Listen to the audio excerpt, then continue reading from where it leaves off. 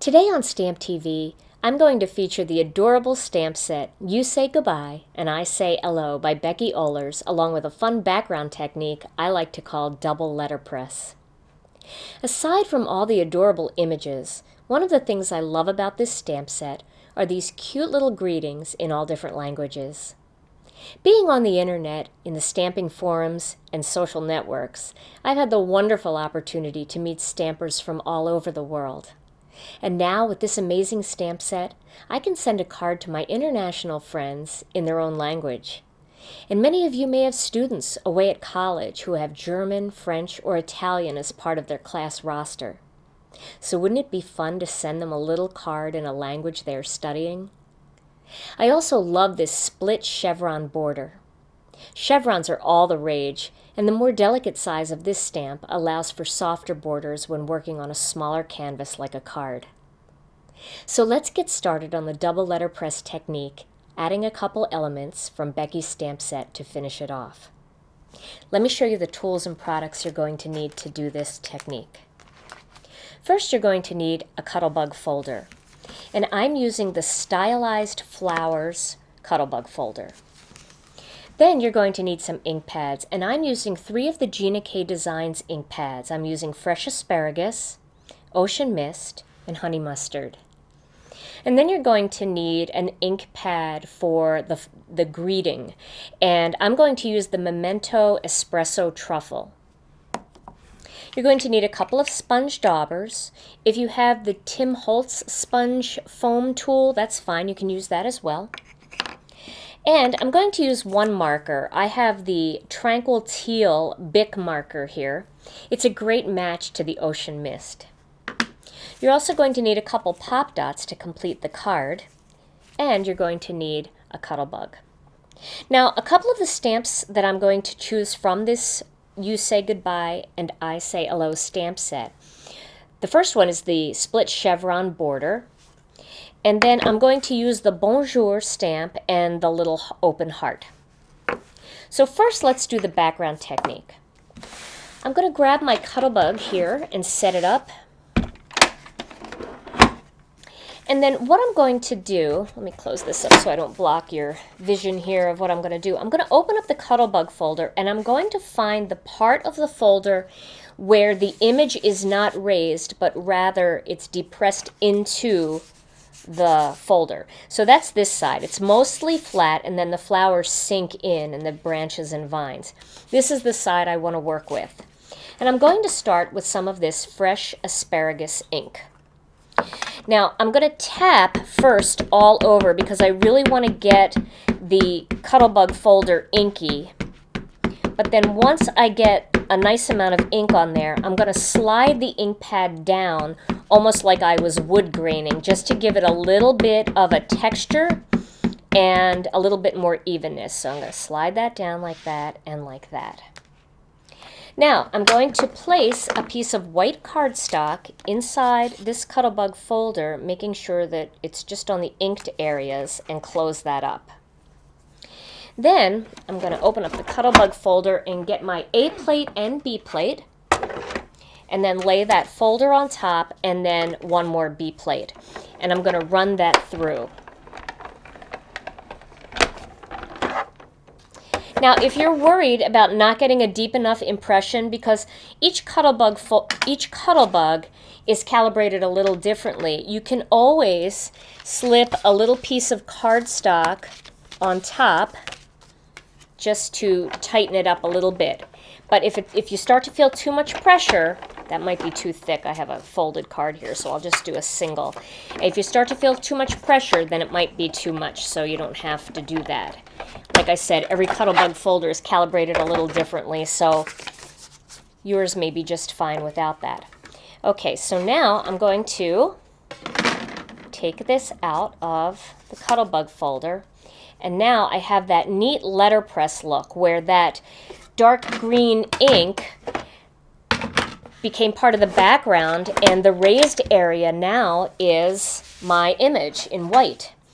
But here's where the double part comes in for this letterpress technique.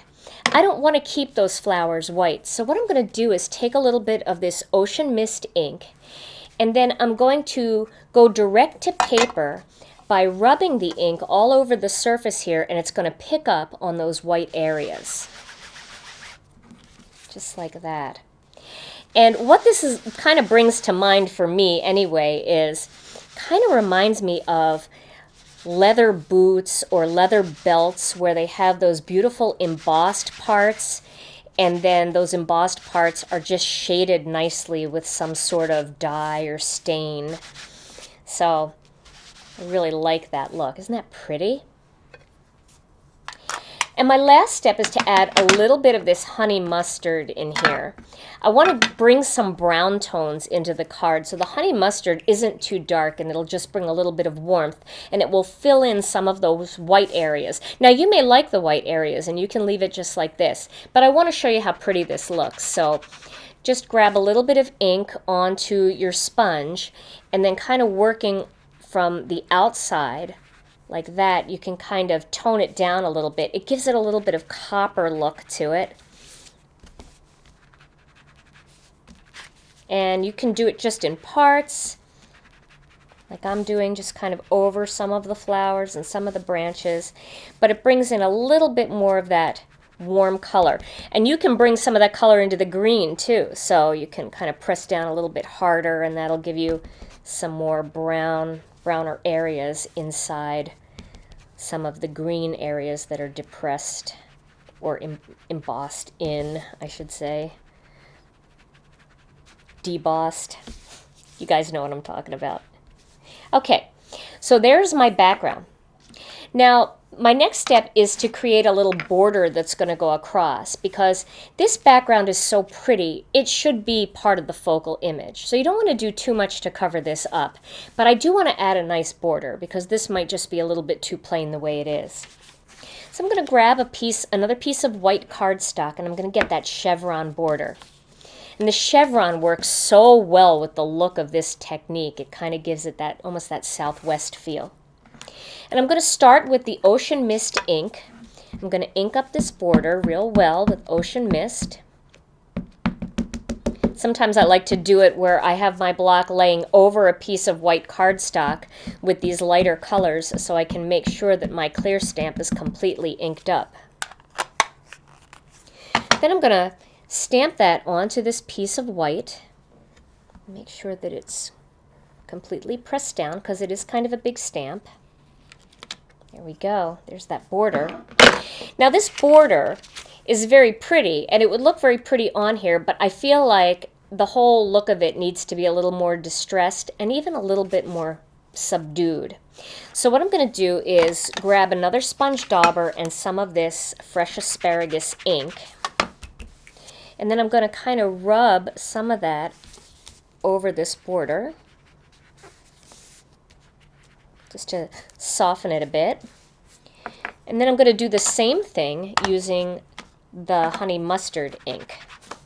And this is going to make it coordinate a little bit better with some of that letterpress that I did.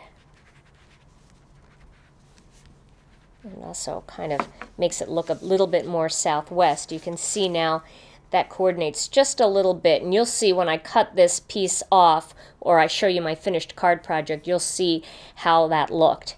And you're also going to see in the finished card project, once the ink completely dries, it gets even a little bit more subtle. Now for the greeting, I'm going to do something very simple. I'm going to stamp that greeting using the espresso truffle ink. Grab the greeting here and position that greeting a little bit more in the center. And then I'm just going to grab that little heart and I'm going to pop it on the back of that block because I'm going to stamp that too, but I really don't need to take the first one off the block. Save a little bit of time. Alright, so I'm first going to stamp Bonjour, like that. And then I'm going to stamp this little heart and just do it right on top of the Bonjour, like that. Now I want to add a little color to that heart first, and of course red would be classic, but it's not really going to go with my project. So never be afraid to do a heart in a completely different color. I'm going to use this Tranquil Teal Bic marker, and color that in. You can see that is really a nice match for our ocean mist. And then I'm going to do a little wood grain look to it by taking this fresh asparagus ink and just kind of running it down over the bonjour like that. Then I'm going to do it again with a little bit of the ocean mist down over it a little bit. And last but not least, I'm going to take some of that honey mustard and I'm going to just darken it up a little bit like that. And that gives it a nice distressed look that's going to be perfect for the main part of my card, which is going to be my nice border and that greeting, and then this beautiful double letterpress background behind it. Now these pieces are very easy to cut out. You're just going to cut this strip out here, and then you're going to mount that onto a piece of brown. I'm going to use the dark chocolate cardstock for my project, and I'm going to do the same thing here. I'm just going to cut out this piece in a little rectangle. You can use a die if you want, or you can just kind of freehand it with a paper cutter and make it into a rectangle and then mount it onto a piece of dark chocolate or whatever your favorite brown cardstock is.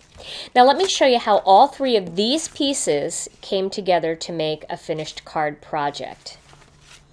Here is my finished card, and you can see how much more subtle that border came up once I trimmed it and mounted it onto some of that dark chocolate. And once everything dried, it got much more soft and subtle.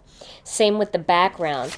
It appears a little bit more subtle once it's completely dry. And of course, each time you do it, it's going to be a little bit different. You may be a little more heavy-handed with the ink, like I was on today's sample, or you might be a little lighter-handed like I was when I made this one in my home studio.